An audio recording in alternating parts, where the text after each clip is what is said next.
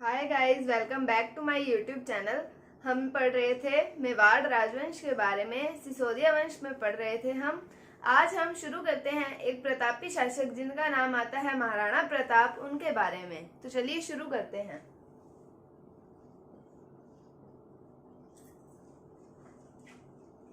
हम पढ़ते हैं महाराणा प्रताप के बारे में।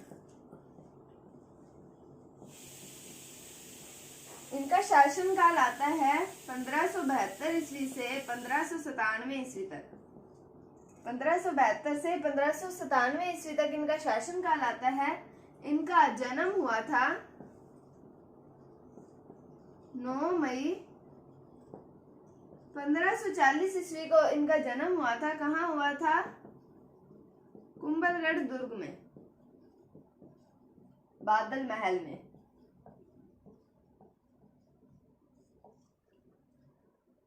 इनके पिता का नाम आता है उदय सिंह, माता का नाम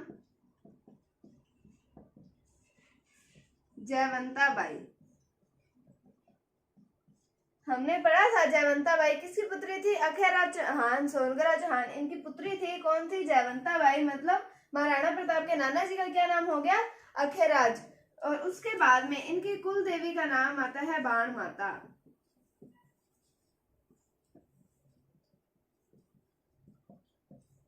एक आता है इनके बचपन का नाम,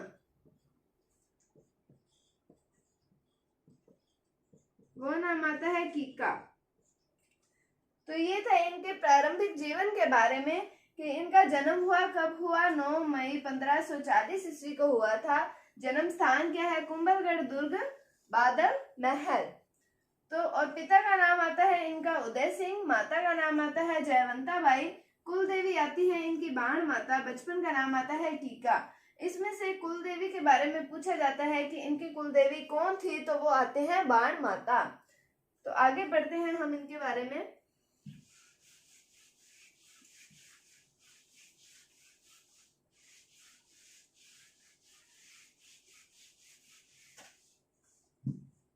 हमने पढ़ा था कि 28 फरवरी 1572 को गोगुंदा में उदय सिंह की मृत्यु हो गई थी। तो उस समय महाराणा प्रताप का राज्याभिषेक किया गया था।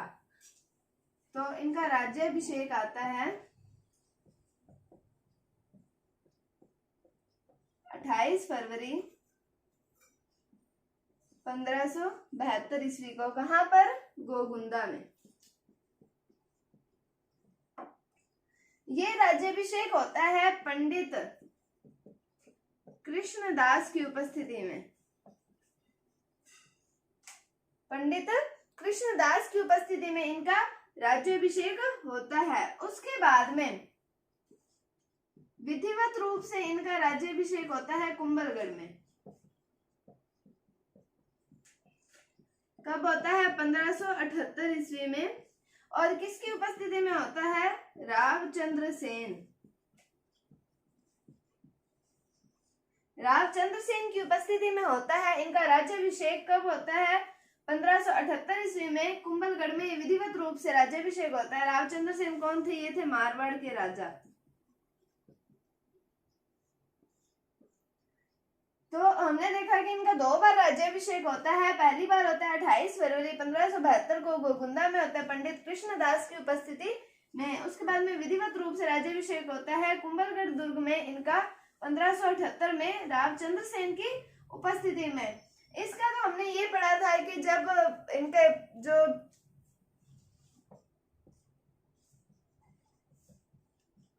धीरबाई इनकी पत्नी आती है उदय सिंह की, तो उनके प्रभाव में उदय सिंह ने जगमाल को अपना उत्तराधिकारी घोषित कर दिया था। तो उसके बाद में अखेराज चौहान ने इनकी मदद की, महाराणा प्रताप की, और फिर इनका राज्याभिषेक हो जाता है 28 फरवरी 1572 को, और जगमाल को वो कर देते हैं निष्कासित।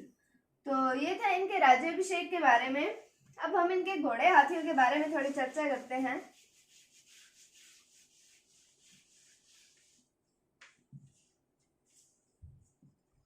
इनके घोड़े का नाम आता है चेतक, और इनके हाथी का नाम आता है राम प्रसाद, गजमुक्त, गज प्रसाद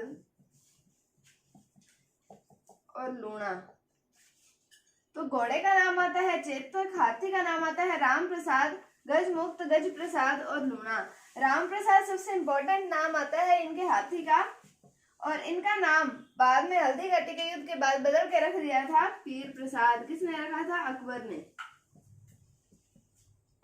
ये प्रश्न कई बार पूछा जाता है कि महाराणा प्रताप के घोड़े वो हाथी राम प्रसाद का नाम बदलकर अकबर ने क्या रखा था? तो पीर प्रसाद रखा था। और ये भी पूछा जाता है कि ये नाम किसने रखा था? तो वो नाम रखा था अकबर ने। क्या रखा था? पीर प्रसाद। उसके बाद आगे देखते हैं।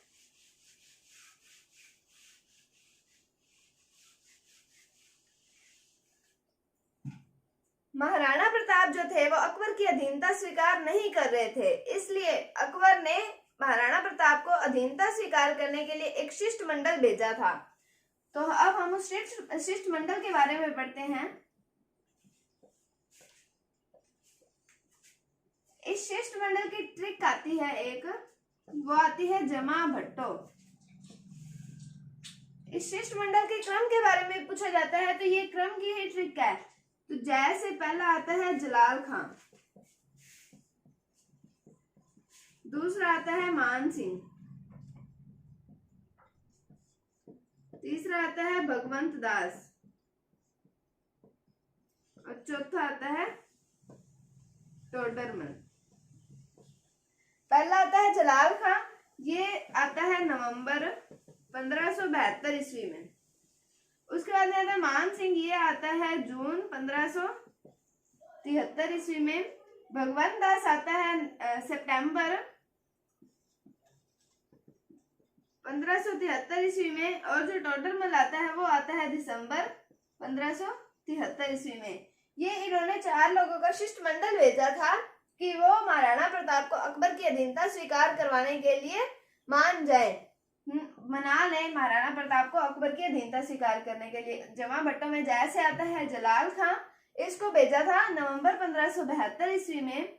फिर इन्होंने कहा कि मुसलमान से तो काम नहीं चल रहा, फिर उन्होंने कहा कि हम एक राजपूत को ही भेजेंगे, क्या पता राजपूत को देख के ये अपनी ये अधीनता स्वीकार कर ले, किसकी? अकबर की। तो फिर इन्होंने भेजा मान सिंह को। कब भेजा? जून 1573 ईस्वी में। फिर मान सिंह के पिता आते हैं भगवंत दास, फिर इनको भेजा। कब भेजा? सितंबर 1573 ईस्वी में। और फिर भेजा इन्होंने टोडरमल को, कब?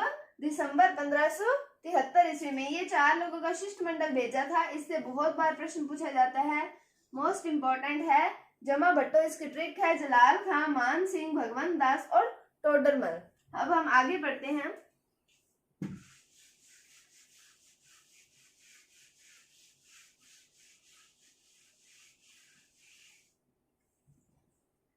बात आती है कि 1570 ईस्वी में अकबर ने सजाया था नागौर दरबार।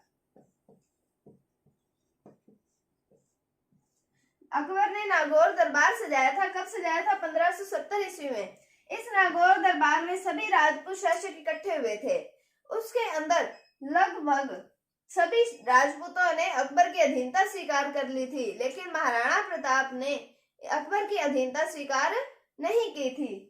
तो पूछा जाता है कि नागौर दरबार कब लगाया था? तो 1570 ईस्वी में लगाया था। किसके द्वारा लगाया गया था? अकबर के द्वारा।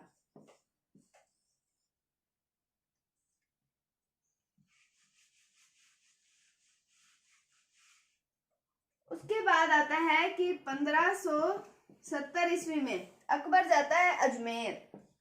कहाँ जाता है? अजमेर। क्या करने जाता है? जियारत के लिए जाता है। जियारत के लिए अकबर जाता है। कहाँ जाता है? अजमेर। कब जाता है? 1570 ईस्वी के अंदर। और वहां पर ये एक दुर्ग का निर्माण करवाता है जिसका नाम आता है मैगजीन का दुर्ग।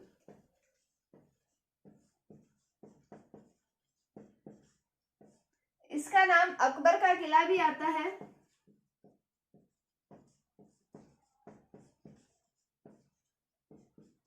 अकबर का दौलत खाना भी इसे कहा जाता है।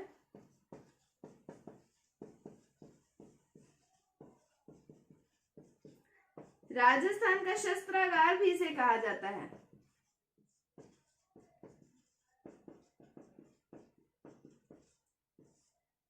तो इसे क्या क्या कहा जाता है, इस दुर्ग के क्या क्या नाम आते हैं? मैगजीन का दुर्ग, पहला नाम मैगजीन का दुर्ग। दूसरा इसे कहा जाता है अकबर का किला, फिर इसे कहा जाता है अकबर का दौलत खाना, फिर इसे कहा जाता है राजस्थान का शस्त्रागार। तो इनके नामों में से भी पूछा जाता है कि क्या क्या नाम आते हैं किसके? मैगजीन के दुर्ग के। तो मैगजीन के दुर्ग के बारे में आपको मैं इसलिए पहले बता रही हूँ कि जब हम हल्दी घाटी का युद्ध पढ़ेंगे उसके अंदर हम ये पढ़ेंगे कि अकबर ने अपनी रणनीति इस युद्ध को लेकर कहाँ बनाई थी? मैगजीन के दुर्ग में। अकबर का किला इसे कहा जाता है, अकबर का दौलत खाना इसे कहा जाता है और राजस्थान का शस्त्रागार कहा जाता है। फिर उसके बाद में बात आती है 1616 ईस्वी की।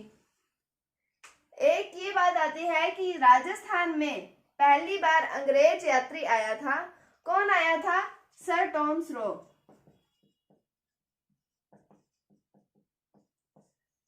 कब आया था? 1616 ईस्वी में। कहां पर आया था? मैगजीन के दुर्ग में आया था। और किससे मिलने आया था? ये आया था जहांगीर से मिलने। जहांगीर से मिलने आया था। कब आया था? 1616 ईस्वी में, क्योंकि 1605 ईस्वी में तो अकबर की मृत्यु ही हो जाती है।